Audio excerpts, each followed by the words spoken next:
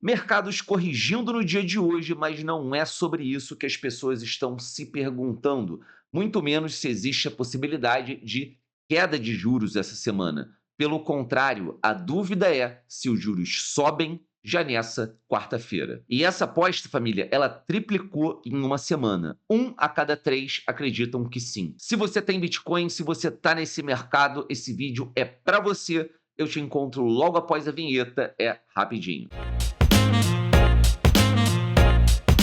Seja muito bem-vindo, você está na Liga Cripto mais uma vez, e se você já conhece o nosso trabalho, esse é o momento ideal para você já deixar o seu like e ajudar a Liga a espalhar esse conteúdo do YouTube afora. Mas se você não me conhece, muito prazer, meu nome é Mário. Aqui na Liga Cripto você tem informação sobre o mercado das criptomoedas e macroeconomia diariamente. E se você acreditar que esse vídeo te agregou informação, considere no final dele se inscrever, ativar o sininho e, claro, deixar o seu apoio com o seu like. Claro, antes da gente começar o vídeo, só aquele lembrete. Todos os conteúdos aqui do canal são apoiados pela Bybit, nosso patrocinador oficial e, inclusive, melhor corretora de criptomoedas, melhor plataforma de trade. Se você ainda não experimentou, experimente, o link está aqui embaixo, e a gente ainda faz airdrops semanalmente de Bitcoin e Ethereum para quem tem a sua conta criada na Bybit aqui com a Liga Cripto.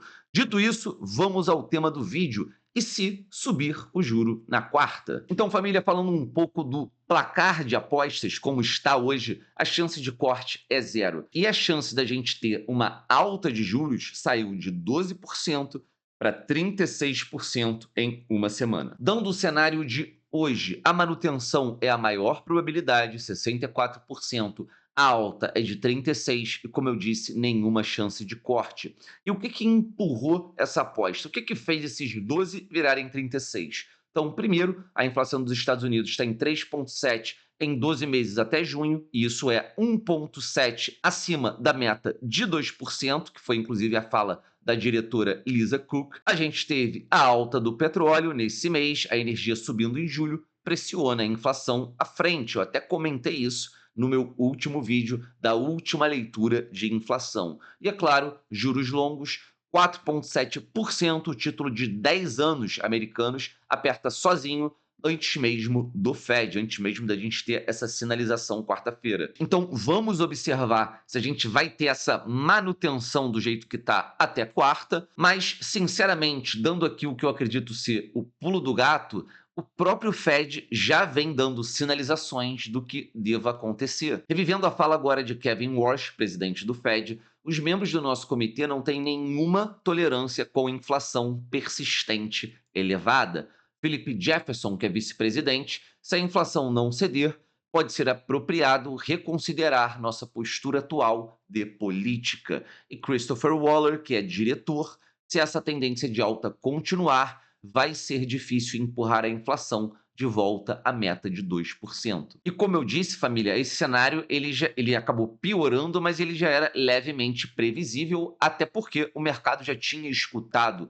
Duas altas já são precificadas até o fim de 2026, a mais provável sendo entre setembro e outubro. Quarta-feira, pode ser que a gente veja a primeira, e a segunda seria essa no final do ano. E claro, família, aqui a gente tem que falar do Bitcoin, aonde ele se encaixa nessa história. Então, por conta do que a gente vem comentando nos últimos vídeos, a gente chega num cenário que a gente está há 2 semanas preso, esperando exatamente uma nova decisão. Então, mesmo com esse movimento do dia de hoje, a gente abriu o vídeo falando sobre isso, Bitcoin agora momentaneamente abaixo de 65 mil, mesmo um pouco abaixo, o Bitcoin segue defendendo a zona de 65 mil dólares da abertura da semana, dentro da faixa que a gente comentou também no último vídeo, entre 64 e 66.800. Vale destacar, família, que a trégua entre Estados Unidos e Irã aliviou o petróleo e ajudou, mas o volume segue fino, ninguém monta posição grande antes de quarta-feira. Até por isso eu coloquei aqui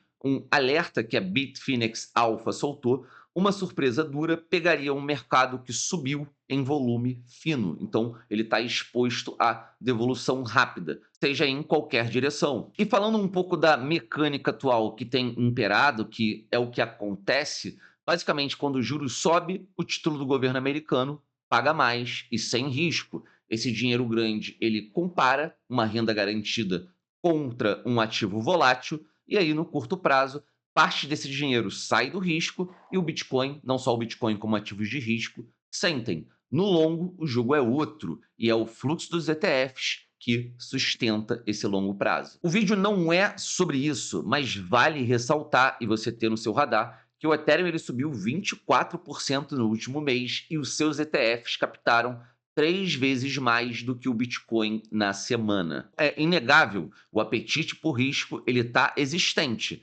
mas a trava para que esse apetite fique ainda maior é o juro. No fim, família, esse movimento e qualquer outro do mercado fica um pouco em função do que vai acontecer na quarta-feira.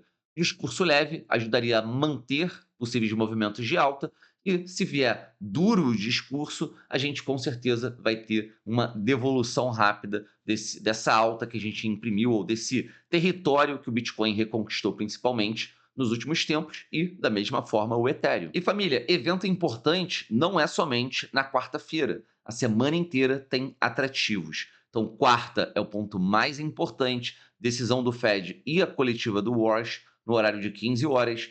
Esse mexe nos juros e mexe com o Bitcoin também, digamos assim, numa escala máxima que eu coloquei aqui. Talvez seja o evento mais impactante.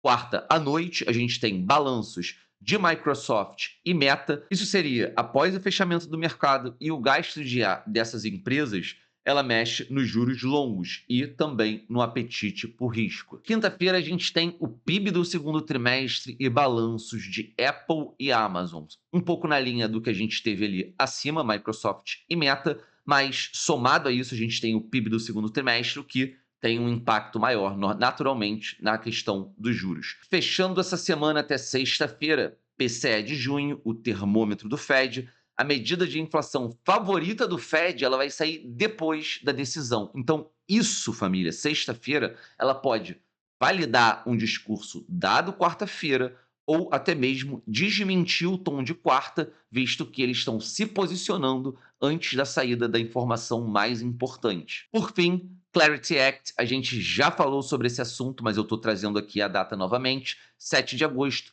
foi o último vídeo que eu postei aqui no canal, que eu botei o título 60 votos. Se você não viu, assista. Importante você ter noção do que se trata. Revisão do que eu falei, sexta é pegadinha, o PCE sai depois dessa decisão e pode reescrever a reação de quarta, pode mudar completamente o ritmo definido na quarta-feira. Então, resultantes aqui, cenários possíveis na quarta, família. A gente tem uma possibilidade A, manutenção mais um tom leve. Se o Fed segurar a taxa e suavizar o recado, o mercado respira, o Bitcoin tende a buscar o teto da faixa, o caminho natural é reconquistar os 66.400 e se firmar acima dos 67 para abrir espaço até a casa dos 69. Então é como se fosse ali uma subida em degraus, não é ali um estirão, mas a gente amplia a possibilidade da manutenção dessa alta que começou desde aquela última queda até o nosso fundo local, eu diria. Não dá para saber se é o fundo de bear market, mas é o último fundo que a gente teve.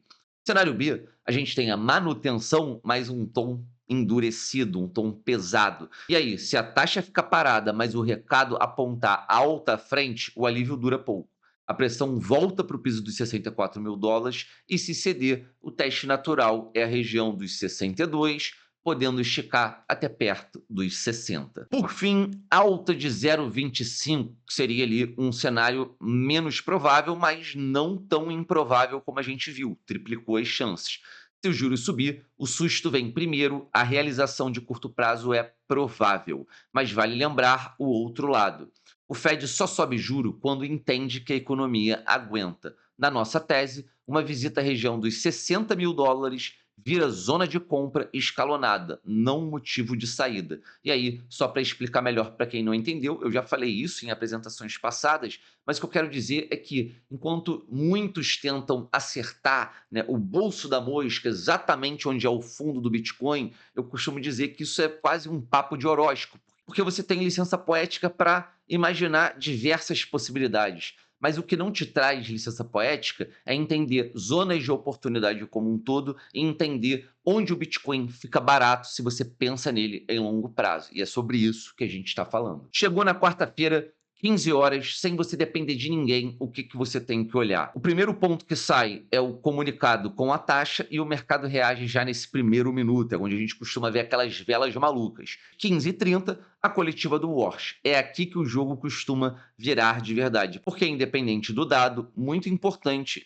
prestar atenção no tom. Sexta-feira, 9h30 da manhã, PCE de junho, o número que pode confirmar ou mudar completamente os planos definidos na quarta. Atenção nessa observação, por que o movimento pode ser seco, tá? O interesse aberto no CME, ou seja, no mercado futuro, está no menor nível desde 2023 e o volume roda em 62% da média anual, dado da Bitfinex.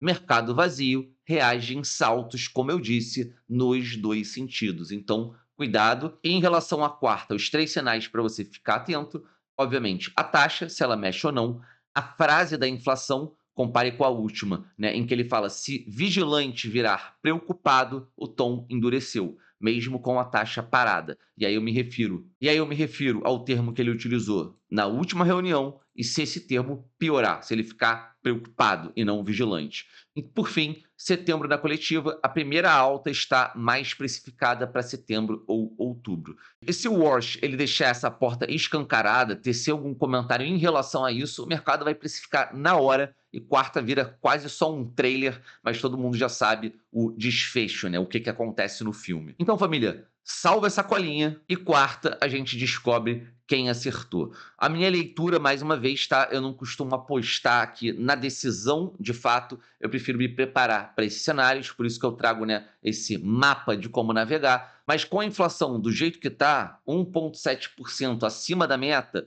e o próprio Fed dando comunicados que soam num tom, né, mais endurecido, subestimar essa alta de juros, ela pode ser o erro mais caro dessa semana. É claro que eu aguardo o seu palpite aqui embaixo, comentários são muito bem-vindos, e se você curtiu esse vídeo, mostre o seu apoio, solte o seu like. Eu vou ficando por aqui, um grande beijo, um grande abraço e até a próxima, família. Valeu!